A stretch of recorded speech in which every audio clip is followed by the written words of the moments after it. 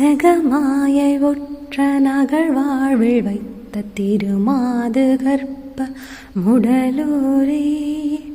தசமாத முற்றி வடிவாய் நிலத்தில் திறமாய் அளித்த பொருளாகி மகவாவினுச்சி விழிநாதனத்தில் மறை நேர்பு யுத்தில் உறவாடி மடி மீதடுத்து விளையாடி நித்த மணிவாயின் முக்தி தரவேனும் முகமாயமிட்ட குரமாதினுக்கு முளை மேலணக்க வருணீதா முதுமாமரைக்கு ஒரு பொறுமா பொருட்குள் மொழியே உரைத்த குருநாதா தகையாதெனக்கு அடி காண வைத்த தனியேரகத்தின் முருகோனே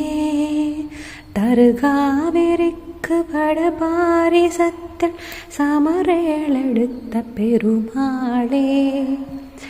சொல் விளக்கம். இந்த உலக மாயையில் சிக்குண்டு எனது இல்லற வாழ்வில் எனக்கு கிட்டிய அழகிய மனைவியின் கருவில் உருவாகி உள்ளது. அவளது உடலில் ஊறி 10 மாதம் கர்ப்பத்தில் வளர்ந்து நல்ல வடிவோடு கூடிய பூமியில் நன்கு தோன்றி குழந்தை செல்வமாக நீ எங்களுக்கு பிறந்து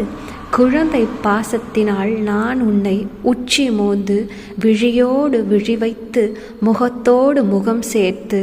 எனது மலை போன்ற தோள்களில் நீ தழுவி உறவாடி என் மடித்தளத்தில் அமர்ந்து குழந்தையாக விளையாடி நாள்தோறும் முன் மணி வாயினால் முத்தம் தந்தருள வேண்டும். முக வசீகரம் மிக்க குரப்பெண் வள்ளியின் மார்பினை அணைக்க வந்த நீதிபதியே,